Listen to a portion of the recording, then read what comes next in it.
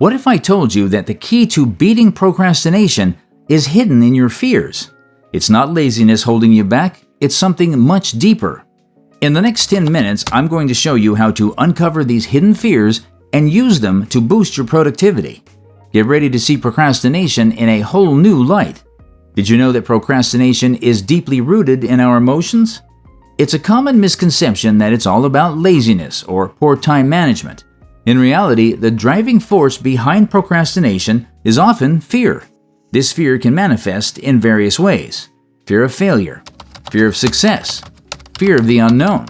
Think about the last time you put off an important task. Did you feel a knot in your stomach or a tightness in your chest? That's anxiety at work, and it's a key player in the procrastination game. Psychology research has identified several common triggers for procrastination. Perfectionism can paralyze us into inaction, while task aversion makes our brain look for ways to avoid unpleasant or boring activities. But here's where it gets interesting. These very fears could be the key to overcoming procrastination. Understanding and confronting our anxieties can be a powerful tool for breaking the cycle. One technique that helps with this is called fear setting, which involves identifying and examining the specific fears holding us back. By breaking down our anxieties and examining them objectively, we often find they're not as scary as we thought. And once we've faced our fears head-on, taking action becomes much easier. However, understanding the emotional roots of procrastination is just the first step. To truly conquer it, we need to pair this knowledge with practical, actionable strategies, and that's exactly what we're going to explore next.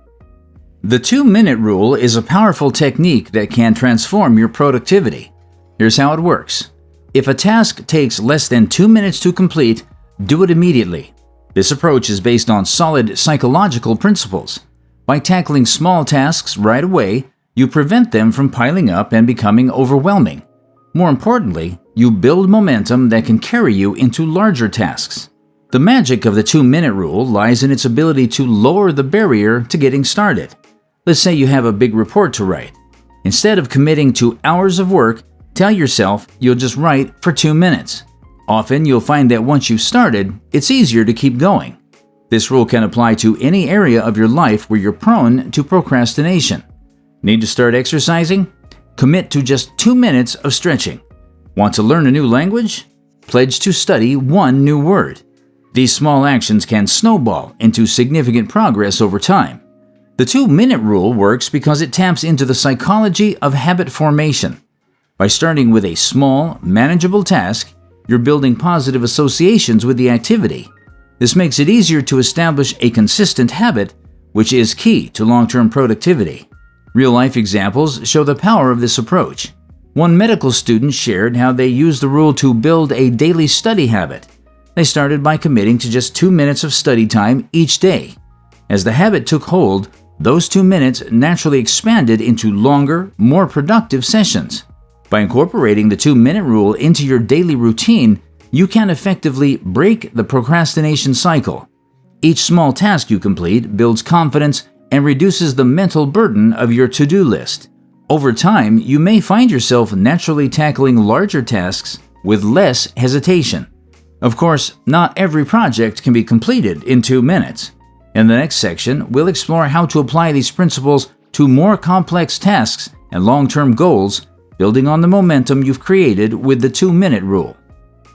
Let's explore a powerful concept that successful people use to fuel their motivation: dark motivation. This approach turns traditional motivational techniques on their head by harnessing the power of negative emotions. But don't worry, it's not about dwelling on negativity. It's about using these feelings as a catalyst for action. Have you ever noticed how the prospect of missing a deadline or letting someone down can spur you into action? That's dark motivation at work. Successful individuals often tap into this energy to push themselves farther. They don't ignore their concerns. They use them as fuel. I've experienced this firsthand. Once I channeled my anxiety about disappointing others into productive energy. Instead of letting it paralyze me, I used it to stay focused and achieve my goals. This taught me that our negative emotions can be valuable allies if we learn to harness them correctly. So, how can you identify your own dark motivators? Try this quick journaling exercise. Write down your biggest concerns about a task you've been avoiding. For each one, ask yourself, what's the worst case scenario? And how could I prevent or handle this outcome? This process helps clarify your thoughts and can reduce the emotional burden of procrastination. The key is to find your inner dark motivation, that deep personal reason that drives you to pursue your goals. It could be the desire for financial security, the fear of missed opportunities, or the determination to prove yourself. Whatever it is, tapping into this motivation can be a powerful tool in overcoming procrastination. Remember, while harnessing these deeper motivations can be effective, it's just one piece of the puzzle. To truly conquer procrastination, we need to consider our environment as well. In the next section, we'll explore how the spaces around us can impact our productivity and set us up for success. Your workspace might be silently sabotaging your productivity. The environment around you plays a crucial role in your ability to focus and get things done. Let's explore how to create a space that supercharges your productivity. Take a look at your current workspace. Is it cluttered, dimly lit, or full of distractions? These common setups can encourage procrastination without you realizing it. Environmental psychology studies have shown that our physical surroundings significantly impact our motivation and focus. By redesigning your workspace, you can nudge yourself towards better habits and reduced procrastination. Here are some quick strategies to create a procrastination-resistant environment.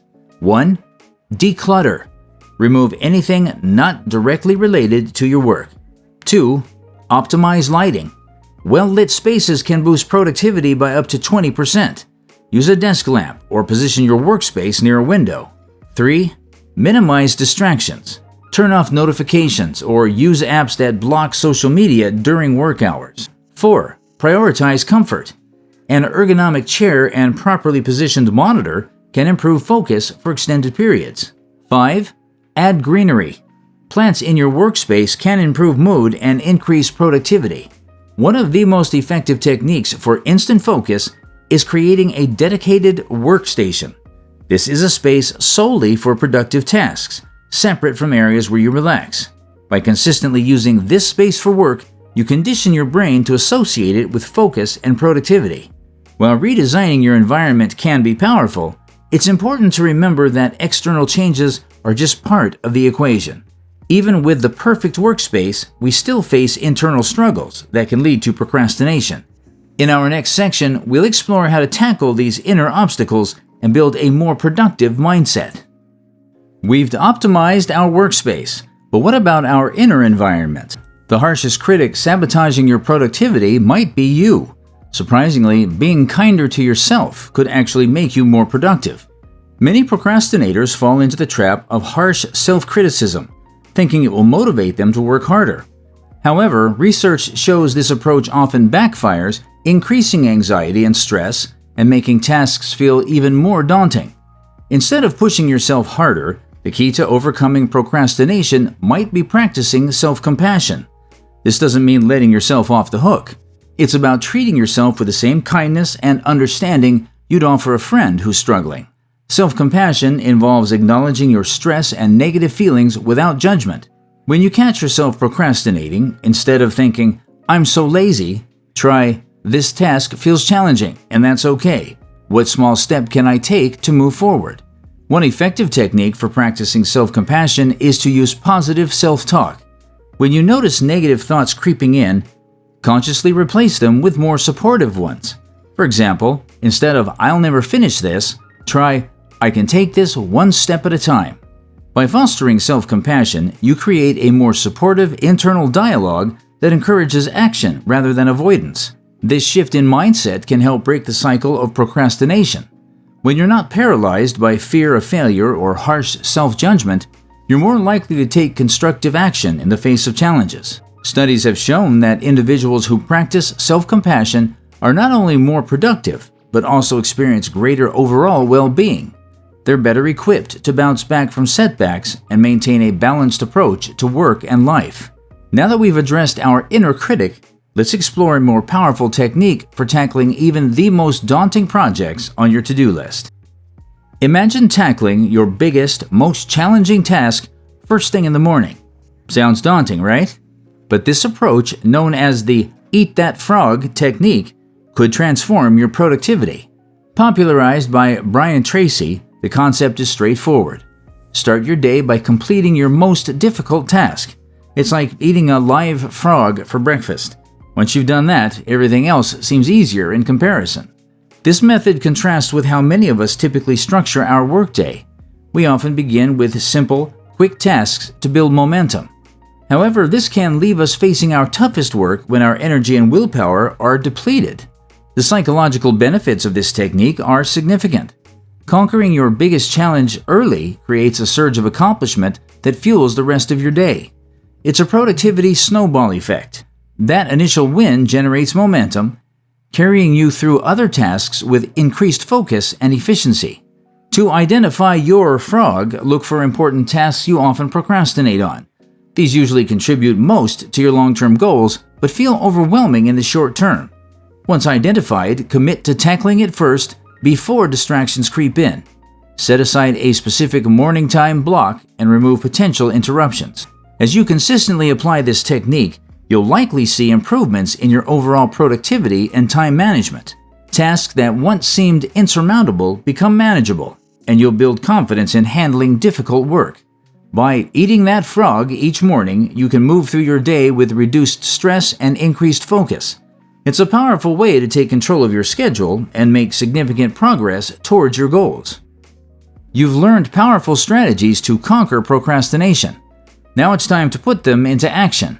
Pick one technique we've discussed, maybe the 2-minute rule or creating a dedicated workspace. Try it out today.